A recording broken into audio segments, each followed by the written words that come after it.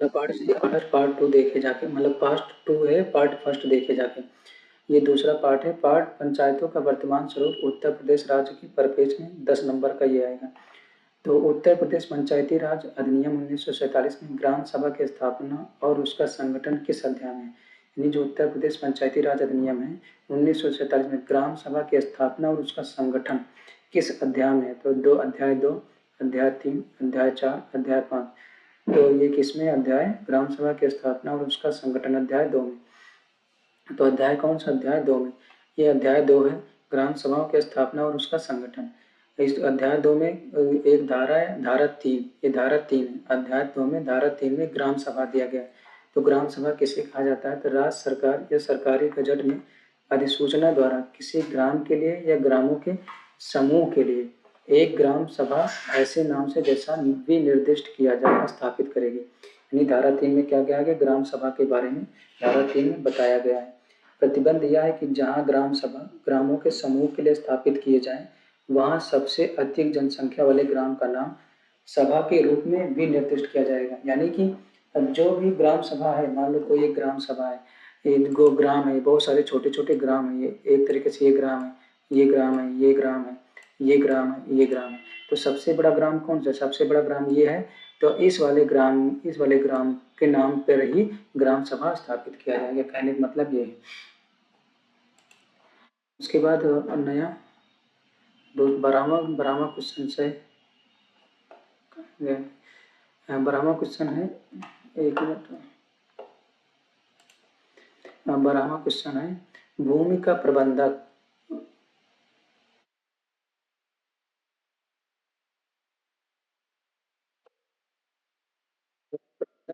का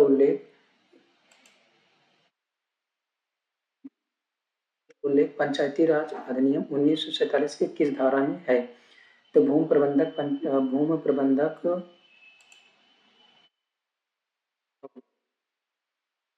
क्या था क्वेश्चन? भूमि प्रबंधक समिति का उल्लेख पंचायती राज अधिनियम 1947 के किस धारा में? तो भूमि प्रबंधक समिति का उल्लेख किस धारा में है? धारा 2 का में, धारा 2 खा में, धारा 2 के भा में या धारा 2 के चा में? तो आंसर क्या हो जाएगा? धारा 2 के भा में। उत्तर धारा 2 के भा है। धारा 2 के भा में क्या है? भूमि प्रबंधक समिति। भूमि प्रबंधक समिति से अभिप्राय ऐसे ही भूमि प्रबंधक समिति से है जो कि धारा 28 का के अधीन स्थापित की गई हो या स्थापित की गई मानी जाए। यानी धारा 28 का के अधीन स्थापित की गई हो, स्थापित की गई मानी गई हो, ये भाम है, धारा 2 के भाम। और किस धारा में इसकी स्थापना की गई? तो स्थापना धारा 28 के काम दो में, धारा 2 में क्या परिभाषा है? विषय या प्रसंग में कोई बात प्रतिकूल न होने पर इस अधिनियम में। धारा 2 के काम में क्या है? धारा 2 के काम में न्याय पंचायत। देखो पहले धारा 2 के भाग, तो धारा 2 के भाग में क्या है? धारा 2 के भाग में, धारा 2 के भाग में क्या है? तो धारा 2 के भाग में, धारा 2 के भाग में भूमि प्रबंधक समिति है। और धारा 2 के काम में क्या है? तो धारा 2 के क्या में न्याय पंचायत है। धारा 2 के क्या में न्याय पंचायत है। और धारा 2 के चा में जिला पंचायत है। और धारा 2 के छा में, ये याद रखना, धारा 2 के का न्याय पंचायत और धारा 2 के छा में ग्राम सभा है। तो धारा 2 के काम में क्या है? न्याय पंचायत। धारा 2 के छा में ग्राम सभा है। और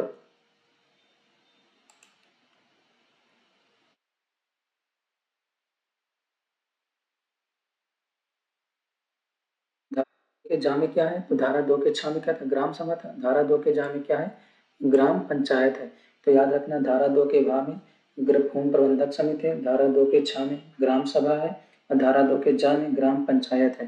और धारा 2 के जा में क्या है? तो धारा 2 के जा में वित्त आयोग है। तो वित्त आयोग का उल्लेख कहाँ? तो धारा 2 के जा में। और संविधान में कहाँ इसका उल्लेख? अनुच्छेद 243 के झा में है। वित्त आयोग कौन? राज्य वित्त आयोग के बारे में। और धारा 2 के जा में क्षेत्र पंचायत है। तो क्षेत्र पंचायत कहाँ पे? धारा 2 के जा में क्षेत्र पंचायत।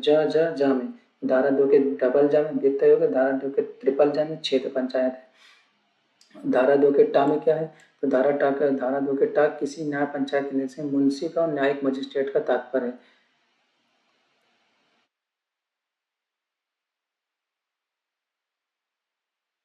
धारा 2 के टाटा में क्या है? तो धारा 2 के टाटा में क्या है? निर्वाचन आयोग है। धारा 2 के टाटा में निर्वाचन आयोग है। धारा 2 के टाटा में क्या है? निर्वाचन आयोग है। धारा 2 के टाटा में निर्वाचन आयोग है, ये धारा 2 के टाटा में निर्वाचन आयोग है। उसके बाद पंचायती राज अधिनियम 1947 में किस धारा में राज्य निर्वाचन आयोग का उल्लेख किया गया है? तो धारा 2 के टाटा में अभी भी पढ़ा है, तो धारा 2 के टाटा में क्या है? पंचायती राज अधिनियम में राज्य निर्वाचन आयोग है। तो धारा 2 के चा में क्या है? जिला पंचायत, अभी पढ़ा था। धारा 2 के भा में क्या है? भूमि प्रबंधक समिति है। धारा 2 के छा में क्या है? ग्राम सभा है। तो धारा 2 के छा में ग्राम सभा की परिभाषा, चा में जिला पंचायत की परिभाषा, जा में ग्राम पंचायत की परिभाषा और जा में वित्त आयोग की परिभाषा और टाटा में क्या है? टाटा में राज्य निर्वाचन आयोग है और जा में क्या? क्षेत्र पंचायत है, अभी हम लोगों ने पढ़ा है। और टाटा में क्या? राज्य निर्वाचन आयोग है। टाटा में राज्य निर्वाचन आयोग है। और देखो 243 के टा में राज्य निर्वाचन आयोग, धारा 2 के टाटा में राज्य निर्वाचन आयोग की परिभाषा है। नया क्वेश्चन है कि प्रत्येक प्रदेशीय निर्वाचन क्षेत्र के लिए निर्वाचक नामावली की किस धारा में है? प्रत्येक प्रदेशीय निर्वाचन क्षेत्र के लिए निर्वाचक नामावली किस धारा में है? धारा 2 के जा में, धारा जा में, धारा 7 में, धारा 10 में, धारा 9 में। तो किसमें? धारा 9 में। ये धारा 9 में प्रत्येक प्रदेशीय निर्वाचन क्षेत्र के लिए निर्वाचक नामावली है। ग्राम पंचायत के प्रत्येक प्रदेशीय निर्वाचन क्षेत्र के लिए एक निर्वाचक नामावली इस अधिनियम के उपबंधों और उसके अधीन बनाए गए नियमों के अनुसार राज्य निर्वाचन आयोग के अधीक्षण, निर्देशन और नियंत्रण के अधीन तैयार की जाएगी। उत्तर प्रदेश पंचायती राज अधिनियम 1947 में ग्राम सभा की बैठकें और कृत्य किस अध्याय में है? तो किस अध्याय में उत्तर प्रदेश पंचायती राज अधिनियम 1947 में ग्राम सभा की बैठकें और कृत्य किस अध्याय में? अध्याय 2 में, अध्याय 3 में, अध्याय 4 में, अध्याय 5 में। ग्राम सभा की बैठकें और कृत्य किस में है? अध्याय 3 में। अध्याय 3 में ग्राम सभा की बैठकें और कृत्य है, जबकि अध्याय 3 का में क्या है? ग्राम पंचायत है। याद रखना कि अध्याय 3 में क्या है? ग्राम सभा की बैठकें और कृत्य है। अध्याय 4 में क्या है? ग्राम पंचायत के अधिकार। अध्याय 4 में ग्राम पंचायत के अधिकार, कर्तव्य, कृत्य है तथा प्रशासन है। अध्याय 5 में भूमि का अर्जन, ग्राम नीति तथा संपत्ति है। धारा ग्राम नीति का वर्णन किस धारा में है? तो ग्राम नीति का वर्णन धारा 32 में, धारा 32 का में, धारा 41 में, धारा 34 में। किसमें है? तो धारा 32 में ग्राम नीति है।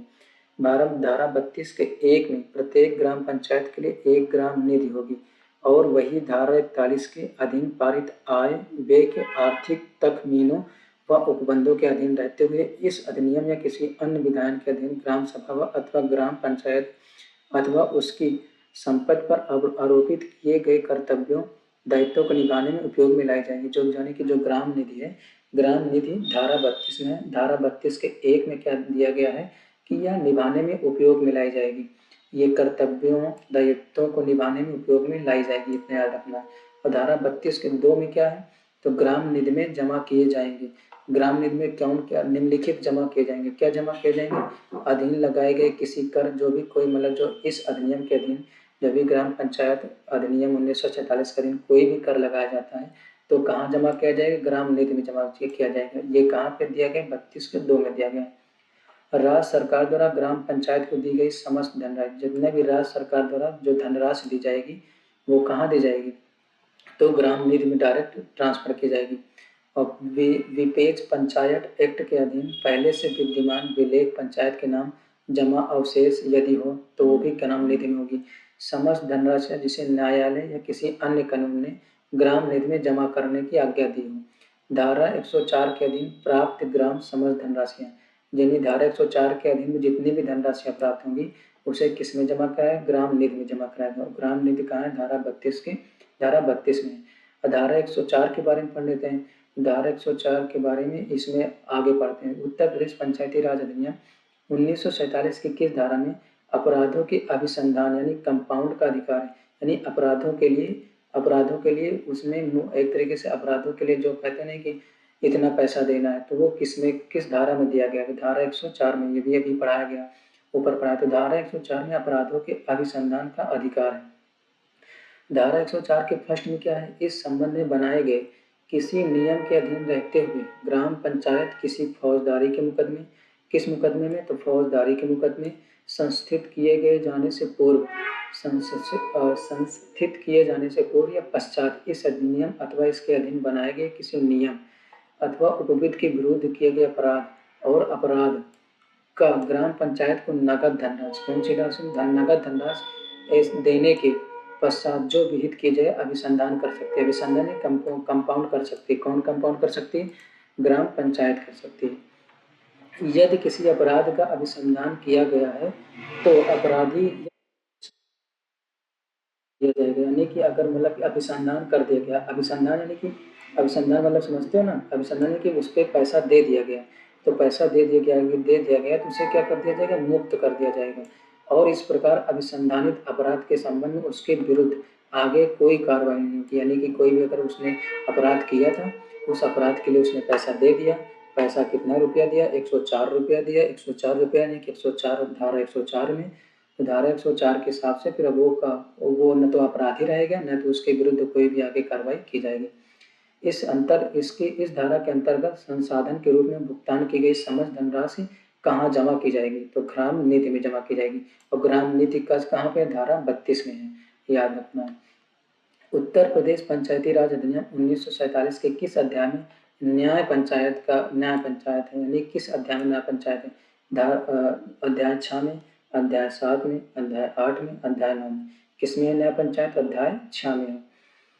पढ़ते हैं। उत्तर प्रदेश पंचायती राज अधिनियम 1947 में कुल 9 अध्याय और 119 धारा। ये पूछ सकता है कि कुल कितने अध्याय हैं?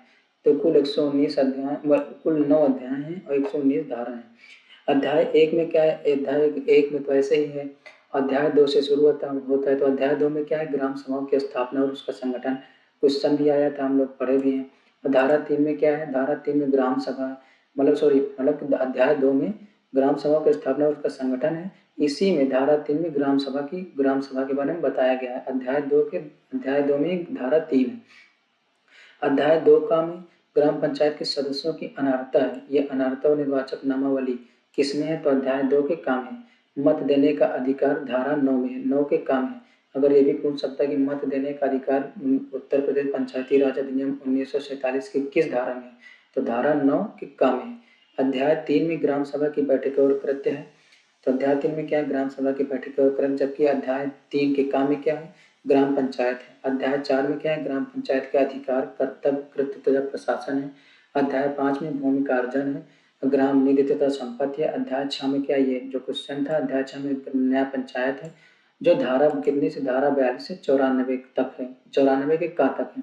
अध्याय 7 में क्या है? वह नियंत्रण है। और अध्याय 8 में शास्त्रीय तथा प्रक्रिया है। और अध्याय 9 में नियम, उपविधियों तथा निरीक्षण दिया गया है।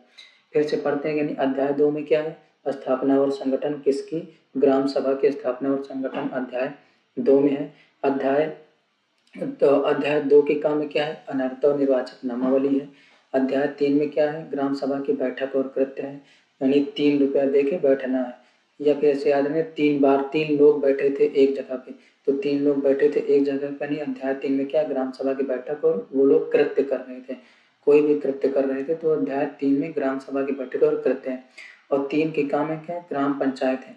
और वो लोग 3 के कारण, यानी तभी तक वो कहाँ बैठे थे? तो ये याद रखना कि ग्राम पंचायत में बैठे थे। पहले गए 3 लोग गए क्या? ग्राम सभा की बैठक और कृत्य हुआ, और 3 के काम में क्या? ग्राम पंचायत में जाके बैठ गए।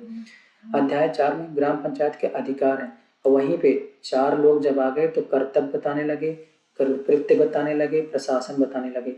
4 लोग आ गए तो। और अध्याय 5 में गए। फिर अध्याय 5 जब 5 लोग हो गए तो उन्होंने भूमि का अर्जन शुरू कर दिया और ग्राम निधि तथा संपत्ति जुटाने लगे। यानी भूमि का अर्जन और ग्राम निधि, 5 लोग जब आ गए थे, मतलब कि भूमि का अर्जन, ग्राम निधि और संपत्ति जुटाने लगे। अध्याय 6 में क्या है? जब 6 लोग आ गए तो फिर न्याय करने लगे, नहीं भाई ये गलत बात है, तो अध्याय 6 में न्याय पंचायत है। अध्याय 7 में क्या? 7 लोग आ गए तो उन पे व्यय नियंत्रण हो गया। और अध्याय 8 में क्या? शास्त्रीय तथा प्रक्रिया। और अध्याय शास्त्रीय यानी कि कौन कौन से कर, कौन कौन से मतलब कहाँ से पैसा ले सकते हैं, ये सब। और अध्याय 9 में क्या है? अध्याय 9 में नियम, उपविधियां तथा निरीक्षण है। 19 ग्राम पंचायत के अधिकार और कृत्य किस अध्याय में? तो ग्राम पंचायत के अधिकार, कृत्य अभी बताया था, अधिकार दिखाने लगे, कृत्य दिखाने लगे, तो किसमें? अध्याय 4 में। तो ये पूरा हम लोग पढ़ ही चुके हैं, पढ़ने से दोबारा पढ़ लेते हैं। ग्राम उत्तर प्रदेश पंचायती राज अधिनियम 1967 में कुल कितनी? 9 अध्याय हैं, 119 धाराएं। अध्याय 2 में ग्राम सभा की स्थापना है और उनका संगठन है। 2 लोग क्या थे? तो ग्राम सभा की स्थापना किया और संगठन 2 लोग किए। 2 के क्या में क्या है? ग्राम पंचायत के सदस्यों का अनर्हता और निर्वाचक नामावली है। 3 लोग कहाँ गए, ग्राम सभा की बैठक उपलब्ध करने गए। 3 के काम है क्या, एक ग्राम पंचायत में चले गए। 4 लोग क्या थे, ग्राम पंचायत के अधिकार कर्तव्य दिखाने लगे। 5 लोग भूमि का अर्जन करने लगे तथा ग्राम निधि ग्राम में तथा संपत्ति दिखाने लगे। 6 लोग न्याय करने लगे। 7 लोग आगे दुबारा नियंत्रण हो गया। 8 लोग शासकीय तथा प्रक्रिया और 9 लोग नियम उपविधियां तथा निरसन। संयुक्त प्रांत पंचायती राज अधिनियम 1947 को यूपी विधान परिषद ने कब पारित किया था? 5 जून 1947 को, 16 सितंबर 1947 को, 7 दिसंबर 1947 को, 27 दिसंबर 1947 को। तो संयुक्त प्रांत पंचायती राज अधिनियम 1947 को यूपी विधान परिषद, विधानसभा नहीं, विधान परिषद ने कब पारित किया था? तो विधान परिषद ने 5 जून 16 सितंबर को पारित किया था। तो यूपी विधानसभा ने 5 जून को पारित किया था तथा विधान परिषद ने कब पारित किया था? 16 सितंबर को पारित किया था। गवर्नमेंट ऑफ इंडिया एक्ट 1935 की धारा 76, ये भी पूछ सकता है। यह भी एक क्वेश्चन कभी भी मैं दोबारा जब टेस्ट बनाऊंगा तो ये डाल सकता हूँ कि गवर्नमेंट ऑफ इंडिया एक्ट 1935 की धारा कि किस धारा के अंतर्गत ये उत्तर प्रदेश पंचायती राज अधिनियम में गवर्नर जनरल ने स्वीकृत दिया था? तो धारा 76 के अंतर्गत। और कब स्वीकृत कब दिया था? 7 दिसंबर 1947 को। और गजट में प्रकाशित कब किया गया? तो 27 दिसंबर 1947 को। 10 क्वेश्चन खत्म हो गए। अब हम लोग अब दूसरा हम लोग तीसरे पार्ट में पढ़ेंगे।